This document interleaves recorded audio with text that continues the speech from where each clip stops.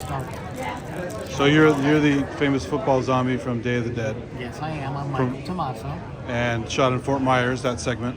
Yes. In Florida. I was in the Sanibel Island sequences. Sanibel Island, and okay. I wasn't in the downtown, just right, out okay. on the island. Okay, that's where the fencing is. The fencing, the famous Right. scene Right. where You guys come through at the end, yeah. Come through the gate. Yeah. Remember that, yeah. That's great. Okay, so then how did you get started for doing that role, and what are some of the fun stories from that? All right. Well, I graduated from high school in Port Charlotte, Florida, at Port Charlotte High. I was class of 1984, the first graduating class from that new school. 6 months later, in December, I got a call from my media specialist mentor who told me that George Romero was in Fort Myers making another sequel to Night of the Living Dead. And I said, well, that doesn't seem right. Normally he makes his films in Pittsburgh. So I called my friend Kyra Schoen, who I have known since high school. Nice. Since I was a teenager. We kept in touch with one. I wrote her a fan letter, and we just stayed in touch, and we became friends. And I said, Kyra, is it true? Is George in Fort Myers making another movie? Is he making another sequel to Night and Dawn? And she said, yes.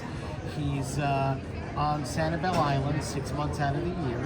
The name of his company is Sanibel Films. Here's the number. Give him a call and tell him that you want to be involved and want to be in the Day of the Dead. So I did. I mean, I called Sanibel Films. George himself answered the phone and said, yes, I'll be happy to have you do something for us. He had a house in Sanibel Island, right? Yes, he had a house yeah. in Sanibel Island, and he had Sanibel Films at the time there. Okay. And he had his wife, Christine. He said, I'll take down your number. I'll have my wife, Christine Forrest, get back with you. And she did, and she put me in touch with Gary Brotz, who was the casting director for Florida, and I gave him all of my clothing sizes, height, weight, and all of that, and told me where to show up and what time. And it was like 6 o'clock in the morning they were going to start shooting. And what they were doing is they were having the extras come to Miners Corners in Fort Myers, where there was a Kmart. And they wanted all the zombie extras to park their cars there because George had hired a bus to take us out to the island instead of us driving. And I was so excited. I drove my 1970 Chevy Nova, which I still have. Wow. And I was so excited, I locked my keys in the car. So I said, well, don't worry about it. It'll be fine. Just go. When I got bused back to there, I got a wire hanger out of Kmart, and then I had a bunch of zombie extras help me break into my Chevy just to pop the lock Yeah, so sure. I could open the door and That's great. get back into the vehicle. So that's how I got involved there. And then How many days were you guys on set? actually that was just a one day or Just a so. one day. I was there all day, and I mean it seemed like a week, because you're getting the makeup and then you're waiting, and it was exciting because I was the youngest extra there. And even though I was 19, I looked like I was 12. And it's funny because you see these other women who showed up to be zombies, they're pointing at me, they're whispering, look at that little boy over there. He doesn't look old enough to even be here. So anyhow, Tom was very good, as with George, working with young people and this and that. So it's still dark, the sun's starting to come up. Here comes Tom Savini, and here's all of this to get started. He goes, I'm going to start with you. Oh, wow. So yeah, I'm just up there in the front like this, and I guess he made me kind of like a fresh kill because I didn't have that much makeup on. And what's really ironic is that with all of the heavy makeup that some of them were wearing, I mean, you can actually tell that that's me. Right. I didn't have that much makeup on. Sure. And I didn't even know that this shot existed until the Blu-ray came out, because the video transfers of the film were so dark and so murky. That's why Dr. Tongue was so hard to see. It's just that, But it's very... when I'm coming through the gate, there's been photos created in me before, but with my eyes closed, because I closed my eyes later on. But coming through the gate, I still had my eyes open. Right. You know, which was not, and so I did it, and I had to do this scene twice. Okay. And the reason why I had to do it twice was because I had a wristwatch that I was wearing.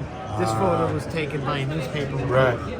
And we went ahead and we did the scene, and I came through it, and then I got across the field because we're going towards where Miguel is. Okay. Because that's Miguel's On the platform, yeah. the platform. So I make it about halfway to the platform, and George yells cut. Mailbox 22. Would you come over? And I'm dying. You're in trouble, yeah. Okay, he's sending me. He didn't Yeah. like it. Yeah, he didn't yeah. like what I did. And George and Mike Gornick are right there, and they were all smoking back then. And we're outside, and I'm walking towards this cloud of smoke. Yeah, yeah, that's great. It's like John Carpenter with the smoke, right? Exactly. So I walked, and George was just really mad. And he said, "Look, what you did was great." Because he always said great if he was happy with something. He said, "But your watch is in the shop." We had to. So I took it off. The pants that they gave me with the jersey to wear didn't have any pockets. So your previous shot that didn't have the watch, it was a continuity thing, or was it a? It was obviously it was Yeah. a continuity. Yeah, I'm yeah. glad that they caught it. Yeah. Because it wouldn't look right. For That's good. They're really watching. a football player, but they caught that. Yeah. And so I took the watch and I stuck it in my sock. Thank God, 2 socks were still in style, and it was December. So I stuck the watch in my shot. Makeup came over to touch up the spot, and George, he actually gave me some direction. He says, "Okay, we're going to do this scene again. I want you to do exactly what you did the first time. The way you lifted your head up. And we did. We shot it, and I came through the gate, and that's the scene. Nice. I only did that once." Now the documentaries have said that he didn't really do too much zombie school back then, but for Day they did a little bit of zombie school, right? Yeah, I mean, I've heard, that some, they weren't really giving a lot of direction. Yeah. But, I mean, I was a big fan of the film, so I already We knew what to do. how he would have wanted me, and I did that. But the fact that he gave me specific direction because he liked what I did when I came through was just great. That's cool. Now, the story behind the reason why Mailbox. Yeah, what is the 22 Mailbox? is on the back, the front instead of the back, is because when I went to go put on the jersey, it wouldn't fit properly. So the costume had to turn it around, so that it would fit better.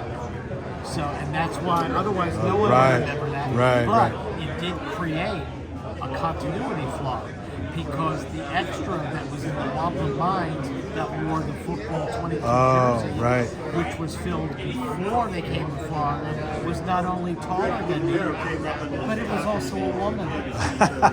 And to add insult to injury, she was an attractive model. Yeah, sure. And you know who told me that? Yeah. Gary Clark, played Steve, told me that when we did Zombie Con in 2012. That was my first convention. That's crazy. Now, I mean, I did not, the only principal actor that I shared screen time with was Miguel because we were ripping him apart. Sure, right. Now, when I come up onto that platform and you see that little brown hand touch his face and then come down and go like that before they cut to the next shot with steel and wrinkles underneath, that's my new nice. Yeah, because I touched his sweaty. Yeah, that's cool. And when I first met Miguel, about 7 years ago, and I told him who I was and I was in the scene, he didn't believe me until I showed him the picture. Then he remembered. I go, that was my new That's great. So a couple questions about the area. So what was the fenced-in area? Did they add the fence? And what was that? They just put a piece of metal down for the platform? Is it? They put a piece of metal down for the platform. See, that was the Lee County's mosquito control base. Okay. The fenced off area. So the fence was already there. They didn't add it. Oh yeah, the fence is still because it there. looked really rickety when you guys leaned against it. It was ready to fall. Yeah, the fence fence is still there, but they Okay. put it up, re-put it up. Okay. But you know that gate there, that was already there. Okay. But it was kind of like that. And downtown Fort Myers actually looked like that, except for the stuff that they put Okay. in the streets and stuff. But in downtown Fort Myers looked like that until about 1990 when they started to remodel and beautify things. Because 2 years after the movie was made, I got a job as a videographer, court reporter for Lee County Community Development. Taking videos. Sure. They put me up in the helicopter, and for the sheriff's department, I had to take property of like junkyards that were illegal, nice, yeah. so we could show them in hearings. So my office was right downtown for many years, and it's still working. Wow. That's I great. walk past the Edison Theater every day, driving that Chevy Nova. Now, was it? I've been to Florida a couple times. Was it a miserable, hot, humid day, or was it? Oh, well, it was December, mid-December. Oh, December, It okay. was beautiful. Okay, so it's nice. The week that they were down, it was beautiful. So you don't have to worry about makeup running and all that kind of stuff. No, December, January are our coldest months. Yeah. If they tried to do this during the summer months, June, July, August, it would be awful. Yeah. And we have sweaty zombies. It would make sense. Yeah. Well, George knew. He was a Yeah. snowbird. Yeah. He knew. That's why he did all his scenes up here in Pennsylvania Right. in October, November. Then they came to Florida. Okay. And until I started doing conventions in 2012, I had never even met any of the principal actors. Wow. Lori Cardell. Sure. And now we become good friends and we keep in touch with one another. Nice. I mean, Gary Clark, before he passed, used Yeah. to call me on my birthday. Oh, that's great. Marilyn Eastman from Night of the Living Oh, wow, Dead yeah. used to call me on my birthday. Oh, that's great. Rush Strider. Yeah. I mean, because, you know, they're not really internet people. No, Yeah. they would call me. Yeah, I'm glad he showed up yesterday. Is he here today too, Russ? Yeah, Russ is here. Nice. Yeah. That's great. But it was a very interesting experience. I mean, I've done other films since then. Twister, Titanic, Oh, really? Poseidon, just playing bit parts. Cool, yeah. But nobody ever asked me about those really when I come to conventions. Yeah. They asked me about Day of the Dead and what it was like and how I would describe working with George Romero and Tom Savini. And incidentally, Day of the Dead was also Greg Nicotero's first film. That's right. He's a year older That's than I right, am, yeah. And he played one of the He's stars. really young in that, yeah. But he was also helping Tom with the making. Yeah. And years later, And he got to be the head too when he got and decapitated. when I met him, I said, "Hey, Greg," I said, "You're not going to remember me, but this is who I was." Yeah. He went, "Get the hell out of here! Yeah. How have you been?" And then Tom Savini, I've done these shows. I did them for like 2 or 3 times, Yeah. and he didn't really recall who I was. But once he did, he's like, "Oh, for Christ's sake! Oh, for Christ's sake! How the Yeah. hell are you?" You know, So- it was like. So you got to the set before sunup, and you get in the line. They give you a little instruction. They give you like $1 for the day, or is that the end of the day? That was at the end of the day. the day. Christine, George's wife, Okay. handed me the newspaper. That's Newspaper? a reproduction. Oh, nice. And a dollar. Let me get a quick shot of that. People haven't seen What that. they did, I just reprinted it so that we could use them for folders. And Oh, yeah, stuff. there you go. But he had a signature on it, and we all got one of these. Nice. And I have my original framed at home. Oh, that's cool. So you said it was just 2 takes, pretty much? Yeah, Yeah. that scene was just 2 takes. Yeah. Okay. The one that I messed up. Coming one through the off, fence.